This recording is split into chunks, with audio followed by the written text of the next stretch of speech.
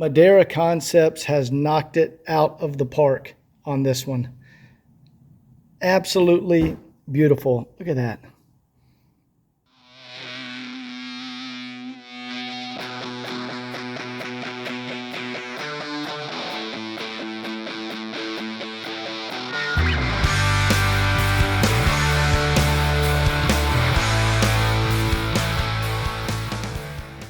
Guys, all the cars that you see in these videos are for sale on my website, www.woodsandbarclay.com.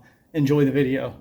Hey guys, welcome back to the series on the 84 wagon. Now you can see I've got it back from Scott's shop, so we have it in my shop under a plastic cover because we don't want that beautiful finish to get messed up. But there's a few things left to do on the car. One is install the wood trim from Madeira Concepts, put that all back in. And I also want to change the sun visor mirrors, and I'll show you why. And then finally, in the back of the car, there's a couple of flexible braided fuel lines that we want to change that go to the expansion tank. So let's go ahead and get started on that stuff, and I'll show you what those things are right now.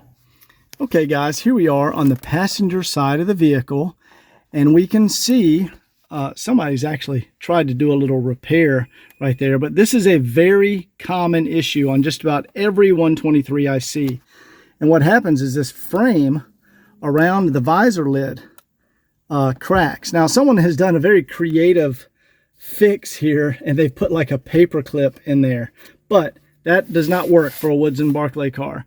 So what we want to do is replace this visor, and I actually have an old stock original Mercedes 123 visor mirror here. And you can see this one is crack free. 100% original, old stock, in perfect condition. So we're going to go ahead and remove this one and put our new one in. All right guys, and to get this out is very easy. I might even be able to do it one-handed here. You just take out, there's a screw in the front here. We'll take this one out. And we have one more screw right here. We'll take that one out. Now I'm going to have to use both hands because this is going to fall down on me. Well, maybe it won't. We'll see. Okay, there we go. We'll take that one out. Okay, once those are out, there we go. I'll pull that down. And let me turn my mirror out of the way there. There we go. Pop that off. And there we go. That just slips right out of there. So I actually have replacement mirror inserts that I'm going to change over on the bench. And we'll restore this one. However, for this car, we're going to put back in our good one. So the procedure to install is just the opposite. Let me go ahead and get this back in here.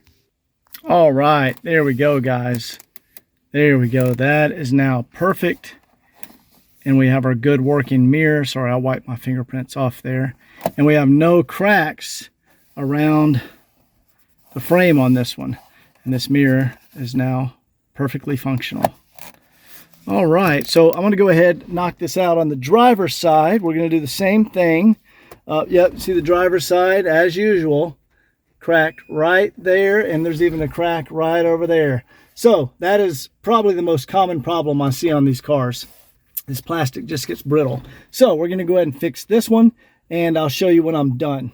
And guys, just to show you how common of a problem this is, see how my visor's up here, visor inserts, and gauge clusters, lights, but here are all, I buy all of the mirror inserts that I can find. These are all original 123 mirror inserts. And because you can repair the visor, see here's the passenger visor we just took out. The visor is in excellent condition. So we just want to pry out this centerpiece and then glue back in one of our good centerpieces. And you can actually fix these. So do not throw away your good visors. This is totally repairable. Okay guys, what we have here is our original driver's side mirror that had the cracked frame, and these you can easily disassemble. The inside parts are always good, and pop this guy out of here. Our lid, that's a very good lid, but right there, when this cracks, like that, it's done for. So what I do, take it apart, and I'm going to clip our wires, and we're going to solder in a replacement mirror insert. You just clip your wires right there, and there we go. We can take out our broken piece. Now I normally just stick these up here and save them. And here we go. There is our perfectly good replacement piece. So, which we're going to install in there. So let me go ahead and strip back the wires right here. We'll connect them and we'll confirm that it works first. All right, guys, so before I glue this in here, I am going to test it. Okay, so I've got the tester connected here, and we're just going to connect these electrodes, or whatever you want to call them, these alligator clips. There we go.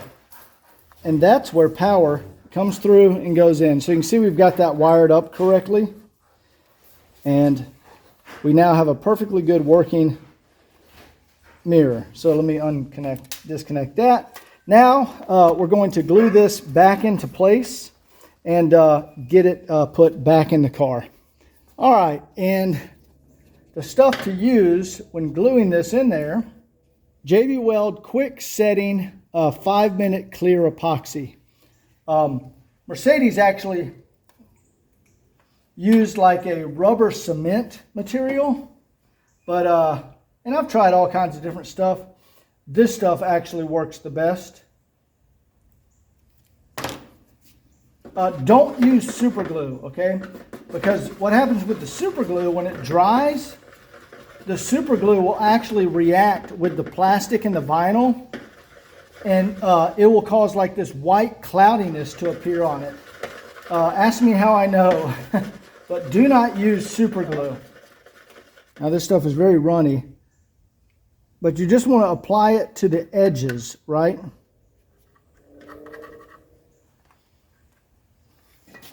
You just apply it around the edges, so then when it slips in, it squishes it all down in there, and it works fantastic. Some of this back edge here.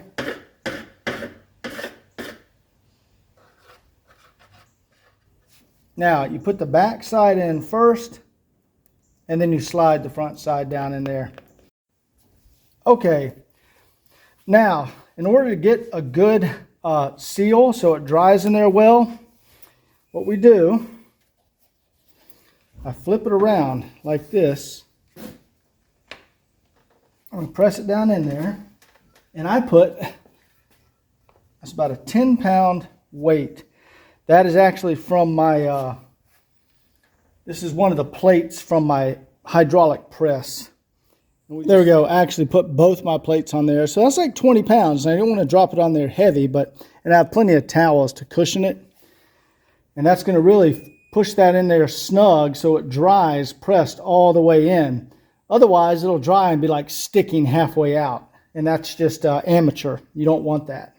All right, here we are a couple hours later.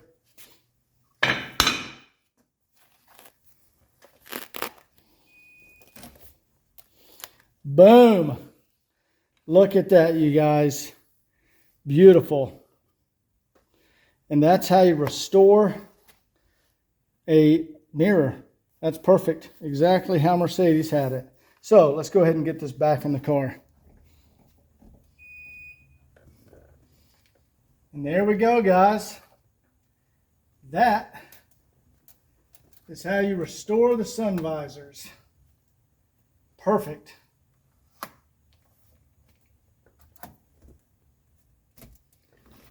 There we go, guys. Restored with factory original Mercedes parts. Perfect. Mint condition now. Okay, we're going to get to the wood trim, I promise. We're going to save that for last because that's usually the most exciting part to look at when it's finished. But another common thing on these wagons, and guys, look back here. See all the carpet in this wagon? It is not faded. It has not turned pink.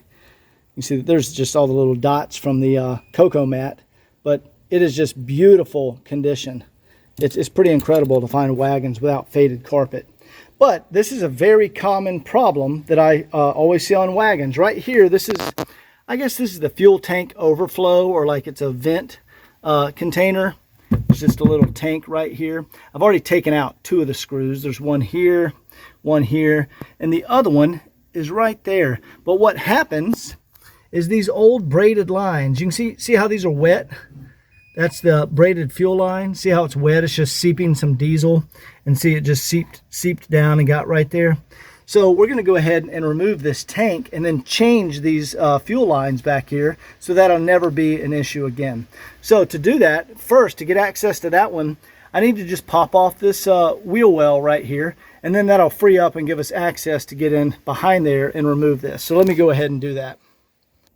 All right, guys, don't let this scare you. What I've done, I popped off the door seal that runs along the rocker panel. It's just right there. And then all you do, see I've peeled back the windlace here just a little bit. You peel it back. You don't have to peel it back once you get up here. You can leave it attached. And then that gives you access to pop out. See, there's a clip here and here. And there's a tab on that panel right there that goes into a clip on the car. And then there's a screw that comes out right there. And this panel will slip out. This is your seatbelt panel. See? And I'll just fold that over like that, and then this wheel well just pops out. And I don't need to totally remove the wheel well carpeted cover, just enough. And now I just got access to remove the final screw that was right here, see, holding in this plastic fuel reservoir. Now the fuel reservoir is loose. I can get it out and replace these hose lines. So let's get this over onto the workbench and show me replacing these lines here.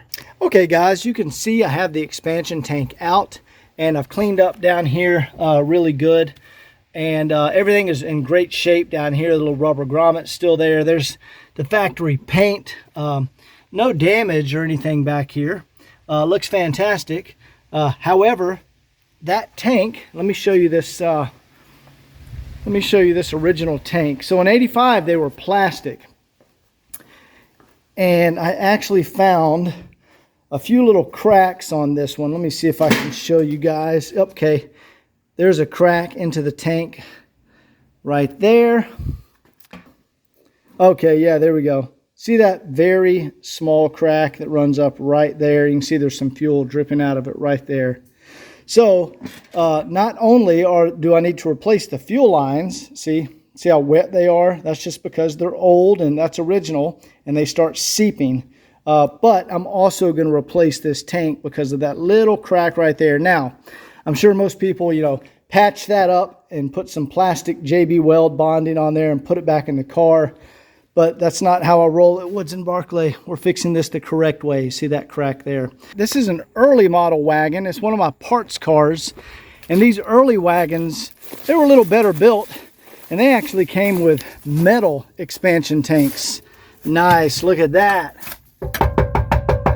Those never break. So let me go ahead and pull out this metal expansion tank, and we're going to go ahead and get this connected into the car. And bam, there we go, guys. Check this out. This is the '85 wagon. Crappy plastic. Earlier '81 wagon. That's a metal tank. That will never crack or fail on you. These run $300 to $400 on eBay.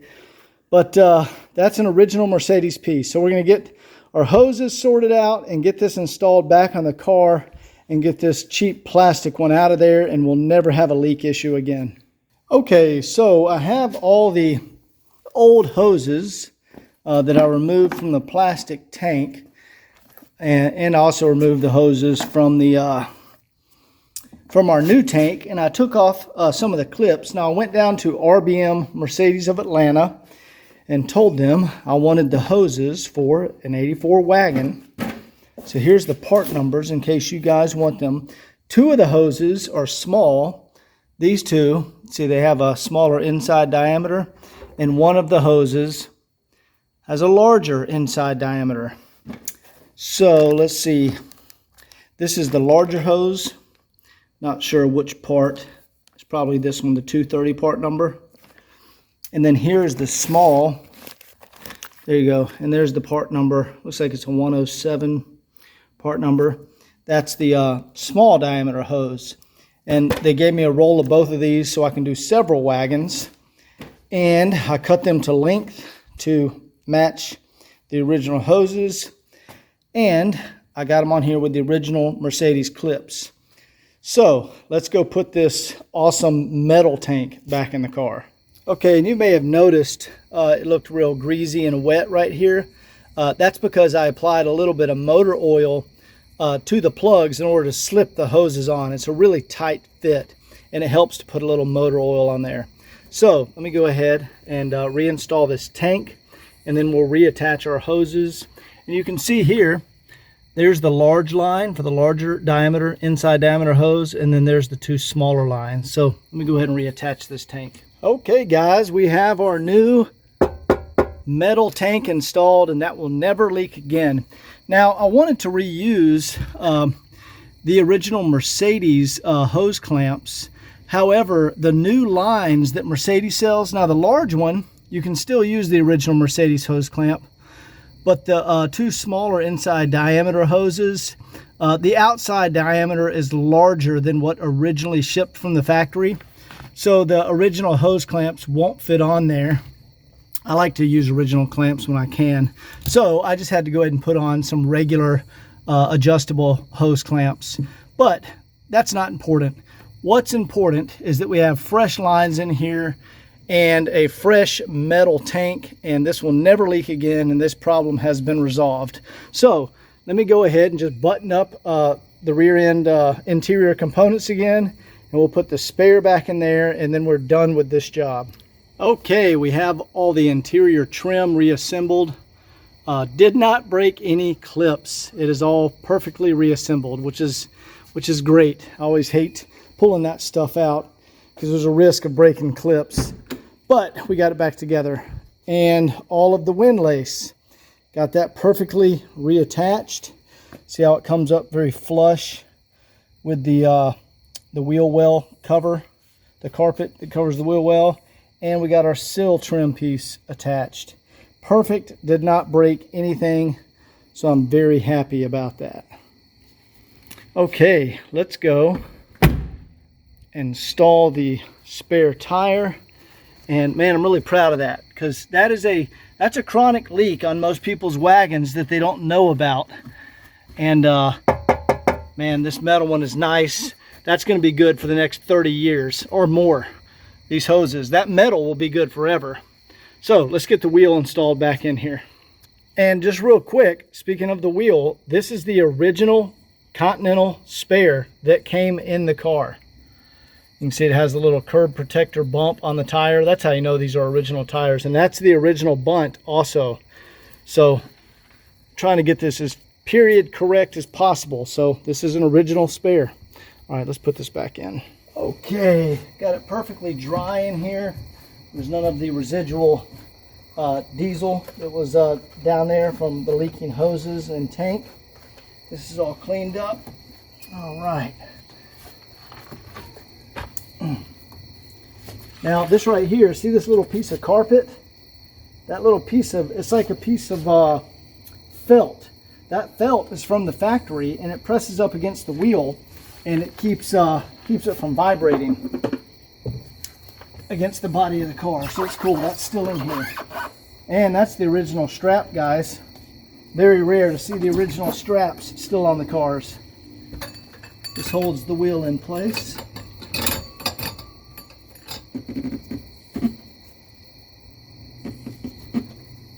All right. There we go. And guys, look at this beautiful spare tire cover. It is so amazing to find a wagon where it's not all faded. And this one looks just absolutely fantastic.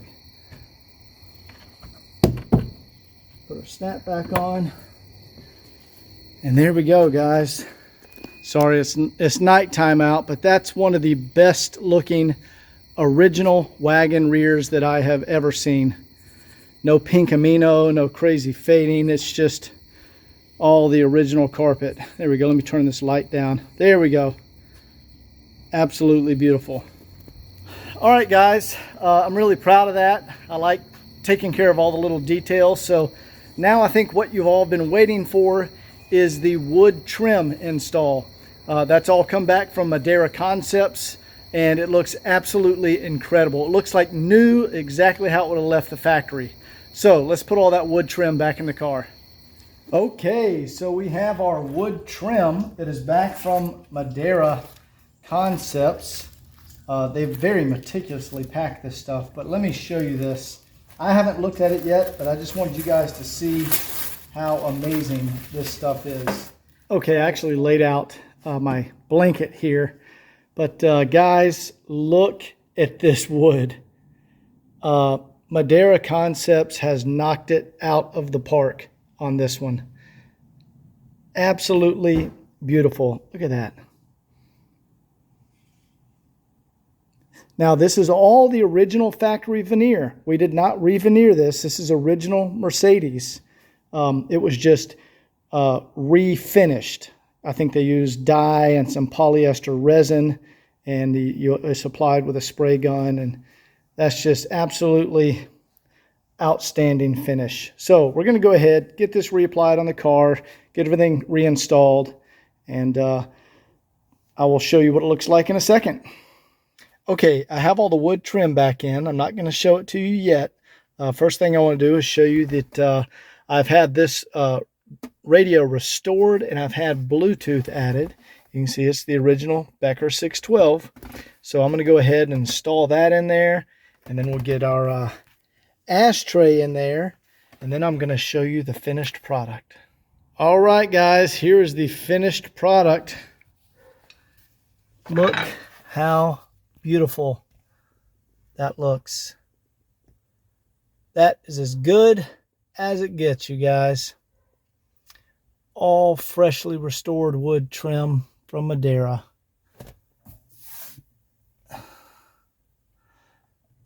I spent like an hour lining up the gap on the glove box to make sure the wood, see how the grains line up across from one piece to the next. Same goes over here. See how the grains, they come across and match up with the grain as it continues across the crack. That's as good as it gets, you guys. There's the old radio down there. I need to take that one out. There's our new radio. I need to set the time on it, but it's restored with Bluetooth. Guys, this is absolutely beautiful.